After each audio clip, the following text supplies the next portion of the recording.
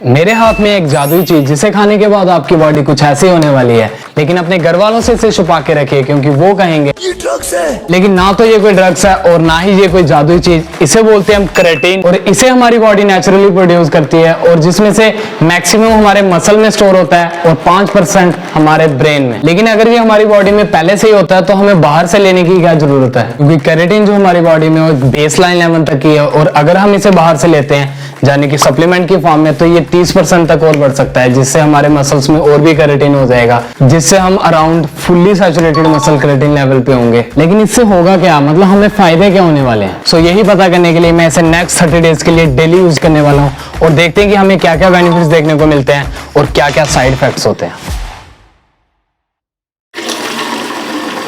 Now keratin के जो benefits हैं हमें पहले दिन से नहीं दिखेंगे, क्योंकि अभी जो मेरी बॉडी में केराटिन है वो एक बेसलाइन लेवल पे है।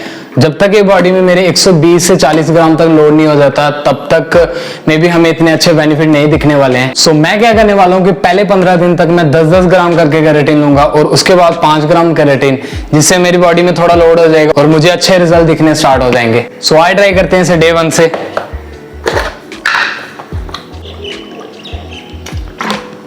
ये अनफ्लेवर्ड है, टेस्ट तो बिल्कुल भी नहीं है। सो अभी मैंने 5 ग्राम केराटिन लिया और 5 ग्राम मैं शाम को लूंगा प्री वर्कआउट में, क्योंकि बेनिफिट्स का तो पता नहीं लेकिन साइड इफेक्ट हैं जो इसके पहले दिन से हो सकते हैं। और एक इसका कॉमन साइड इफेक्ट है स्टमक डिस्कम्फर्ट, और ये जनरली तभी होता है अगर हम 10 से 15 ग्राम केराटिन एक ही बार ले लेते हैं। सो इससे मैंने इसलिए 5 ग्राम अभी लिया और 5 ग्राम मैं शाम करके ऐसा करके 10 ग्राम 15 दिन तक लेने वाला हूँ। इसके अलावा कुछ कॉमन मिथ्स है केराटिन को लेके, जैसे कि डिहाइड्रेशन या क्रैम्प्स पड़ना। इसके लिए आपको पूरे दिन पीते रहना पड़ेगा, लेकिन मैं जितना पानी पहले पीता हूँ उतना ही पीऊंगा और देखता हूँ कि मुझे डिहाइड्रेशन या क्रैम्प्स वाला कोई इशू आता है या नहीं। इसके अलावा केराटिन को लेके एक मिथ है कि इससे हेयर लॉस होता है, और मेरी हेयर लाइन देख सकते हो आप, ऑलरेडी यहाँ से हेयर फॉल हुआ है। अभी नहीं हो रहा है, लेकिन ये पहले के मेरे बाल झड़ गए थे डैंड्रफ की वजह से, अभी 2-3 मंथ से बिल्कुल भी नहीं झड़ रहे हैं। लेकिन केराटिन लेने से कुछ लोग बोलते हैं कि हेयर लॉस होता है, तो हम देखेंगे कि मेरी हेयर लाइन इससे डाउन होती है जो ऊपर आती है, जो मैं आपसे शेयर करूंगा 30 दिनों के बाद। लेकिन केराटिन के जो बेनिफिट्स हैं वो काफी ज्यादा हैं, जैसे कि strength improvement, muscle recovery fast हो जाती है, इससे आपकी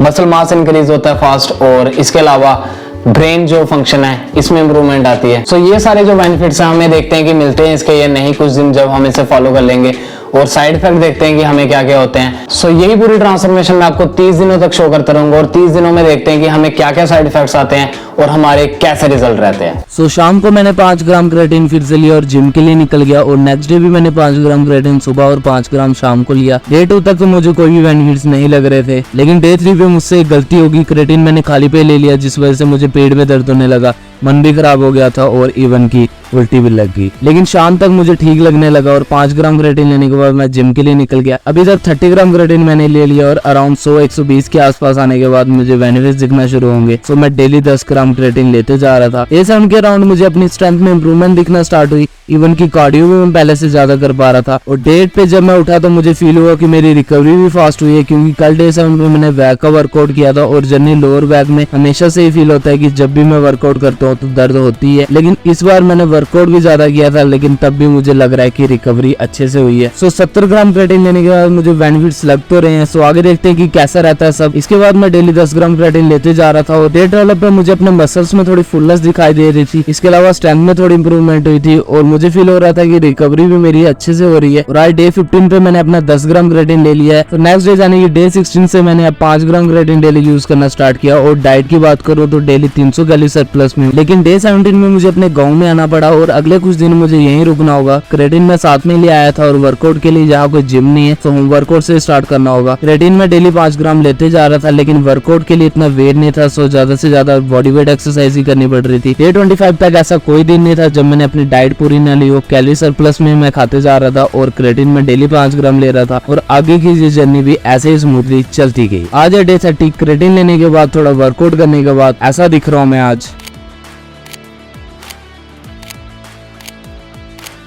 और ये रही मेरी बॉडी मेजरमेंट्स। सो बेनिफिट्स की बात करें तो ये सारे बेनिफिट्स देखने को मिले और साइड इफेक्ट्स में हेयर फॉल या डिहाइड्रेशन वाला कोई इशू नहीं आया मुझे अभी तक। और सबसे बड़ा डर जो केराटिन को लेके होता है कि इससे किडनी डैमेज होती है।